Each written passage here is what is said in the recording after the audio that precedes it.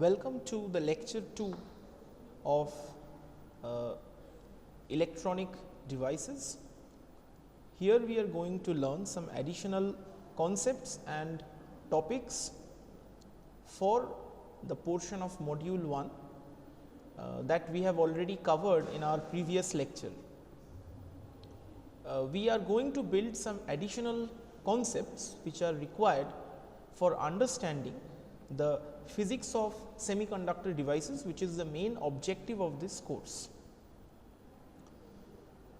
So, let us directly go to the topics that are to be covered in the lecture 2 of the series of lectures in electronic devices.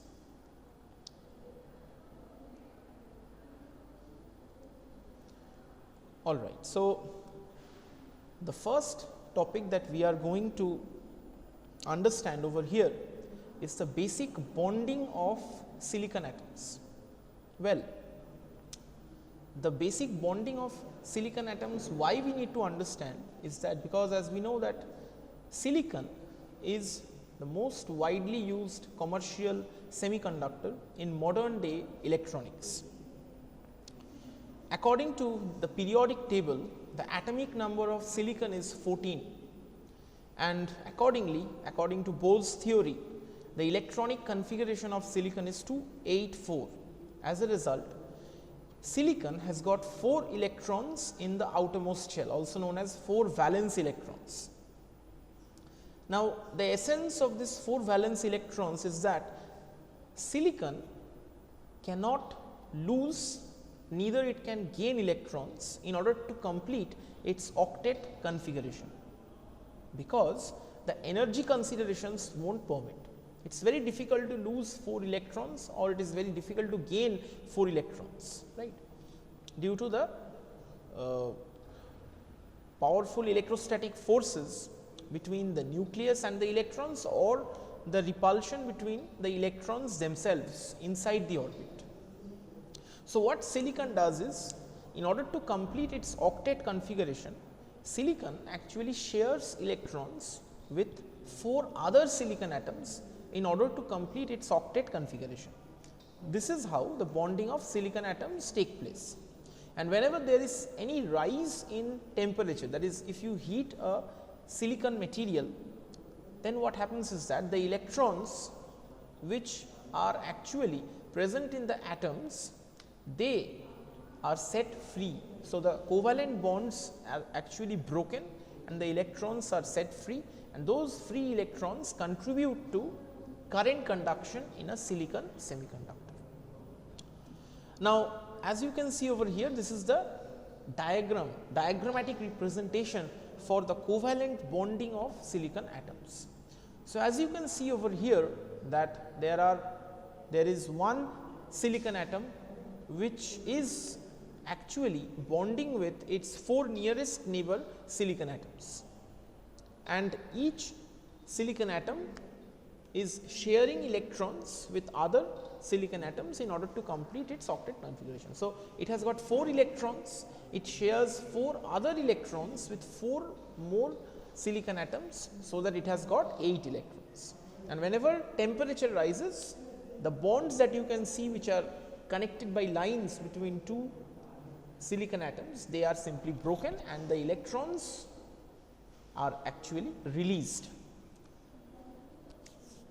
Now, we are going to introduce a very interesting concept in electronics, or rather electronic devices, which is very much essential to understand the phenomenon of current conduction in a semiconductor. It is the concept of a hole. Now, what do you actually mean by a hole? Hole is actually not a particle like an electron. Hole is simply the absence of an electron. Now, whenever there is an electron and the electron breaks the covalent bond, maybe due to rise in temperature or any other external excitation, what happens is that the place where the electron actually occupied previously, at that position a new vacancy is created. That means it is nothing but that is an empty space which is created since the electron has left over there. So, that empty space or that vacant space is actually called a hole. Well, so you can understand that hole is actually not a particle, but it is rather a concept in order to understand the basic phenomenon of current conduction. Current conduction in semiconductor occurs both due to the movement of electrons as well as due to the movement of holes. We know that electrons are negatively charged. Now, if electron actually leaves the parent atom, we know that the parent atom becomes positively charged. So, in other words, absence of an electron means the creation of a hole. Absence of electron also means absence of negative charge. Absence of negative charge implies presence of positive charge. Hence, absence of electron is the creation of hole. That means, hole is actually the seat of positive charge. So, hole as a conceptual thing is considered to be a positively charged particle, although it is not a particle, remember it. It is only essential to understand the phenomenon of current conduction in semiconductors. Okay. So, now we go to the two basic types of semiconductors that actually are that actually exist in the electronics industry. The first one, that is the intrinsic semiconductor. It is the more basic, or it is a more pure semiconductor, rather you can say the semiconductor in its natural form, not natural, rather in the processed form, is actually the intrinsic semiconductor. Because as you know, the raw material for silicon is actually silica, that is silicon dioxide, which is sand, and it is widely available on the earth. So, because of this, what happens is silicon dioxide is undergone, or basically reaction takes place with silicon dioxide. Actually, silicon dioxide is reduced to silicon with the help of carbon, and then the silicon that is formed, that is called metallurgical grade silicon, which has got a lot of impurities. So, after that, what happens is the silicon is actually purified, and then it is crystallized and made single crystal.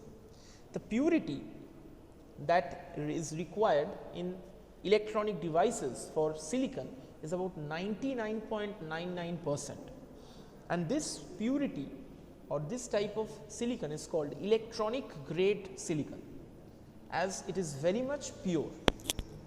The current flow that actually takes place in the intrinsic semiconductor, so it is the pure semiconductor that we know, this actually takes place due to the breaking of covalent bonds. So, as we know that how it happens, if you simply increase the temperature of an intrinsic semiconductor, then what happens is current flow takes place as a result of the breakage of bonds, covalent bonds. So, this implies that if you go on increasing the temperature, the current through the intrinsic semiconductor also goes on increasing, and if you reduce the temperature, the current will go on reducing. Now, the question is, how much can you reduce? If you go on reducing the temperature and you reach about 0 Kelvin temperature, then you will see that there is no breakage of covalent bonds which take place, and at that position the intrinsic semiconductor behaves like an insulator, because at 0 Kelvin temperature all the bonds are actually intact and there is no breakage of bonds. That is why we say that the intrinsic semiconductor behaves like an insulator. There are no free electrons during that time, and if you go on increasing the temperature, more and more number of covalent bonds are broken rather. So, this implies that if you increase the conductivity, means if you increase the temperature, the conductivity of the material increases, but still the current that is formed, the current that we get is not actually sufficient for commercial semiconductor devices. So that is why we actually try to make extrinsic semiconductor. We try to add impurities intentionally. We intentionally add impurities to an intrinsic semiconductor or to a pure semiconductor in order to make it more conducting. So as you can see that this is the conduction mechanism in intrinsic semiconductor. So the part A that you can see, there is an electron as well as there is a hole, right. So when an electron actually leaves the atom, a vacancy or a hole is actually created, and as you can see that the electrons, the free electron that is actually formed, this actually moves through the material in order to contribute current in the semiconductor, right. So the first one that you can see, this is in the absence of an electric field. That means there is temperature, you have provided a temperature, and what happens is that there is actually the breakage of covalent bonds, and in the absence of electric field, these electrons move randomly in any other direction, but in the presence of electric field, they actually are deflected in a direction that is determined by the direction of the electric field. The electrons move in a direction opposite to the direction of the electric field, the holes move in a direction which is in the direction of the electric field. Okay.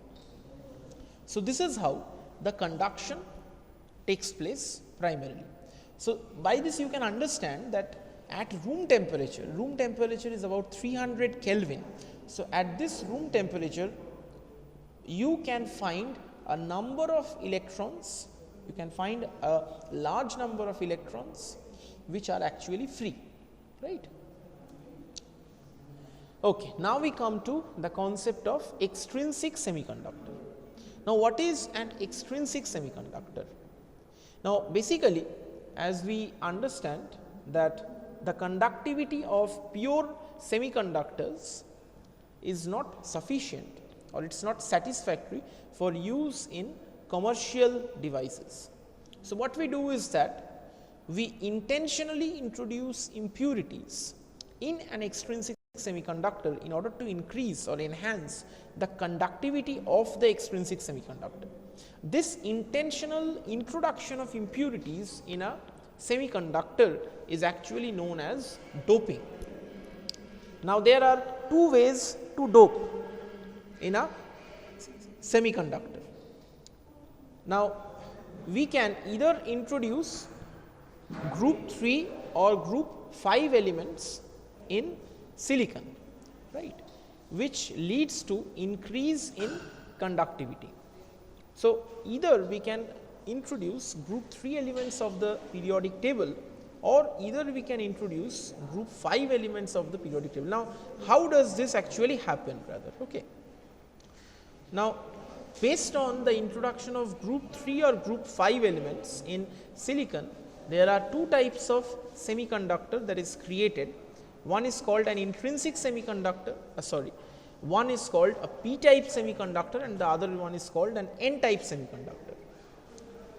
Now the increase in conductivity happens because when you actually dope these elements, group 3 or group 5 elements, they either introduce an additional electron or they introduce an additional hole.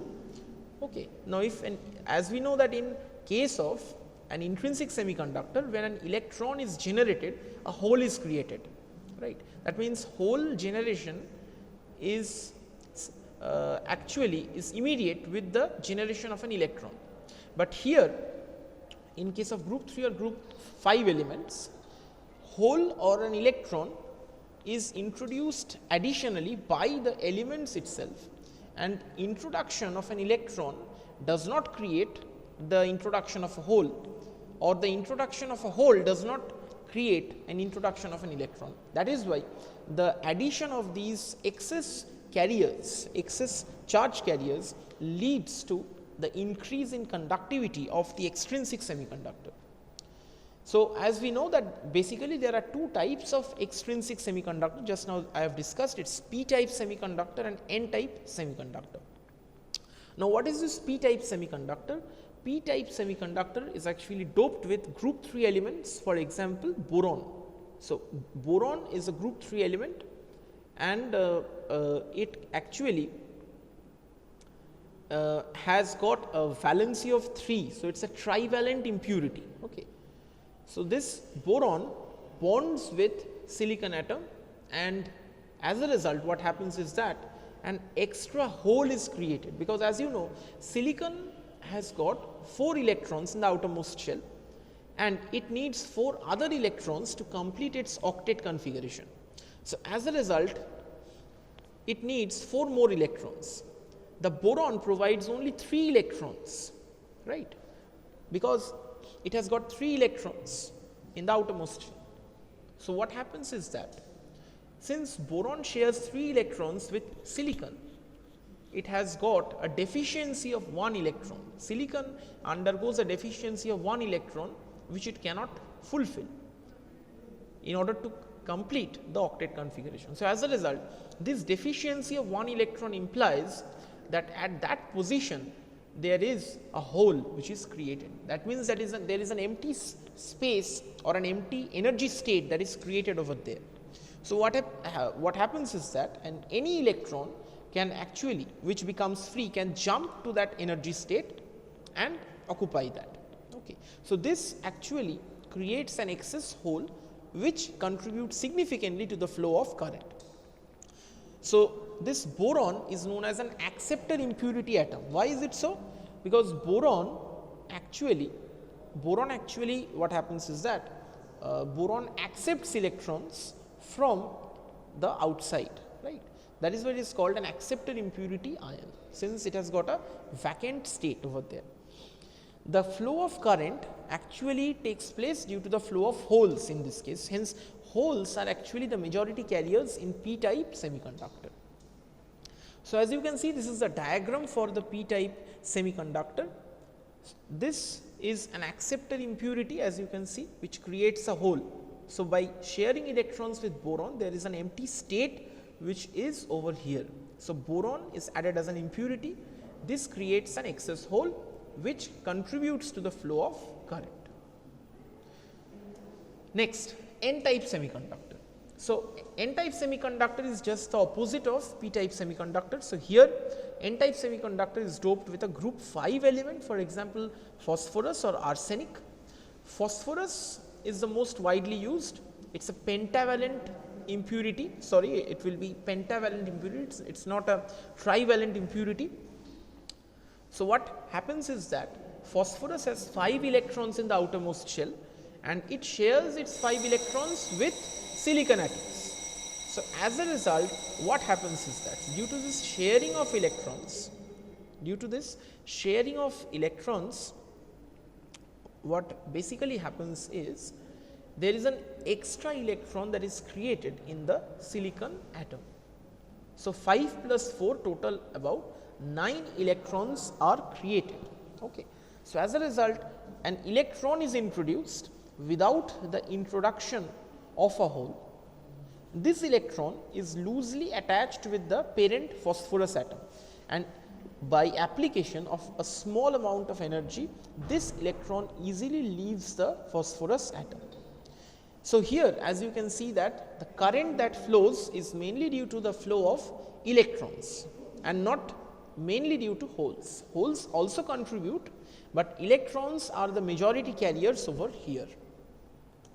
This is the diagram for the bonding of an n type semiconductor. So, as you can see that phosphorus has got 5 electrons, it shares 4 electrons with 4 silicon atoms and 1 electron is a free electron which it cannot share with any other silicon atom.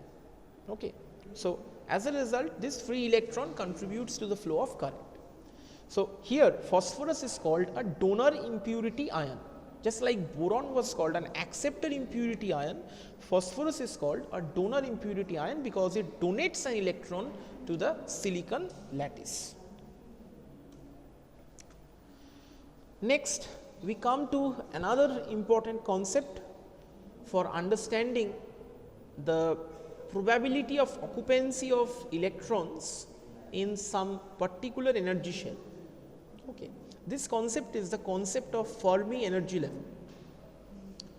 Now, we know that by Heisenberg's uncertainty principle, the position and the momentum of any subatomic particle cannot be predicted with absolute accuracy. So, this implies that similarly the position of the electron, which is a subatomic particle, cannot be guaranteed with absolute certainty. There is always a probability of finding the electron at a particular point or at a particular position, and that probability is given by Fermi energy level or Fermi Dirac probability function, okay, which is very essential in the understanding of the probability of occupancy of electrons in a semiconductor. So, here Fermi energy level is nothing but it is a hypothetical reference energy level which actually gives us an idea about the distribution of electrons in various energy levels. Remember, Fermi energy level does not exist in a semiconductor, but it is only used as a reference in understanding the probability of occupancy of electrons in an energy shell.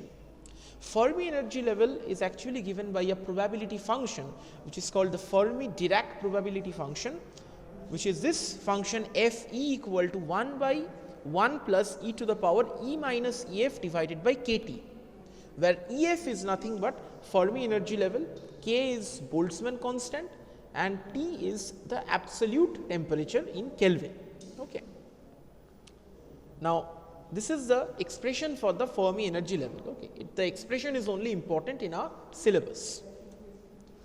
So, this is the Fermi Dirac distribution. Now, if you consider 3 cases, you can understand the concept of occupancy of electrons very easily.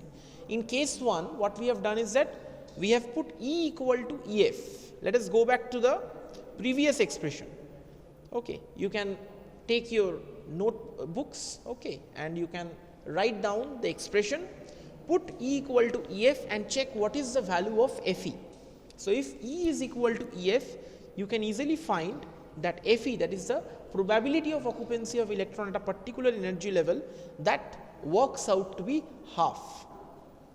So, 1 by 1 plus e to the power 0, that is half. That is, this implies that probability of occupancy of an electron in the Fermi energy level is half. That means there are 50% chance, there is 50% chance that electrons will occupy the Fermi energy level. Second case.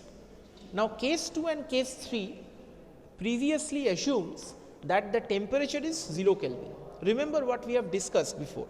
If temperature is 0 Kelvin, then the semiconductor behaves like an insulator. So, all the electrons are actually in the bonded state, they are not free. So, let us see what happens over here. So, when T is equal to 0 Kelvin and E is less than E f. So, if T is 0 Kelvin and E is less than E f, then you can work it out in your notebooks. The value of F e, that is probability of occupancy of electrons, comes out to be 1. This implies that at T equal to 0 Kelvin, all the electrons are below the Fermi energy level. Case 3, when T is equal to 0 Kelvin and E is greater than E f. Under this condition, the probability of occupancy of an electron at a particular energy level is actually 0. So, no electrons are actually found above the Fermi energy level over here. This is the graph that actually shows the Fermi Dirac distribution for several temperatures. As you can see that below a certain electron energy, the probability of occupancy is actually 1, and after a certain value of electron energy, the probability actually becomes 0. Okay. And here in the graph, it has not been limited to 0 Kelvin. At 293 Kelvin, 2000 Kelvin also, there are certain variations or certain deviations from the ideal case that we can see over here. Position of Fermi level in an intrinsic semiconductor. Now, here we shall only discuss qualitatively the position of Fermi level in an intrinsic semiconductor. Now, in an intrinsic semiconductor, the Fermi level is actually positioned in between the conduction band and the valence band. Remember, the previous lecture we have dealt about the band theory, right. So, here Fermi level is exactly at the middle between the conduction band and the valence band. There is a condition over here, provided the effective mass of the holes is equal to the effective mass of electrons, only then this result is true. Now, this is actually we shall discuss more about effective mass in the next lectures. So, conduction band and valence band exactly in the middle. This implies that the probability of occupancy of this EF is actually even. Probability of occupancy of electrons in the conduction band as well as in the valence band is a 50-50 chance, right. And in between the conduction band and the valence band there is a forbidden gap. In an N-type semiconductor, the electrons are more. So, obviously, electrons which are more, they are more near to the conduction band, because the electrons which are free, they actually jump to the conduction band, and this EF, the Fermi energy level, is very close to the conduction band. In case of a p-type semiconductor, the Fermi energy level is very close to the valence band over here. Why? Because in case of this valence band, the the holes are here more. The holes are actually created in the valence band and the free electrons are created in the conduction band. So, here there are more holes in the valence band. So, EF shifts more towards the valence band, indicating that the probability of occupancy of electrons is actually more towards here, right. Now, the energy bands in intrinsic and extrinsic silicon. In case of intrinsic silicon, there is no energy level which is created between the conduction band and the valence band, because it is pure semiconductor. Now, in case of N-type and P-type, the situation is a bit different. In case of N-type, we actually introduce several impurities over here, right, and these impurities occupy different energy levels in the silicon. In case of N-type, there is a donor level that is created. Because of the addition of these impurity atoms, they occupy certain energy levels which is in between the forbidden gap of between the valence band and the conduction band, and these donor energy levels are situated near the conduction band. So, a small application of heat or small application of energy to these electrons can actually make the electrons jump to the conduction band. On the other hand, in case of the p-type semiconductor, there is an acceptor level which is due to the addition of the acceptor impurity ions, for example, boron. And here, as you can see, if you actually give energy to these electrons, those electrons will actually jump directly to the, or you can say rather they will directly jump to the valence band and thereby creating a hole at the acceptor level. Okay, so this was the end of the lecture 2 series of electronic devices. So, we shall move on to module 2 in our next lecture. Okay, thank you.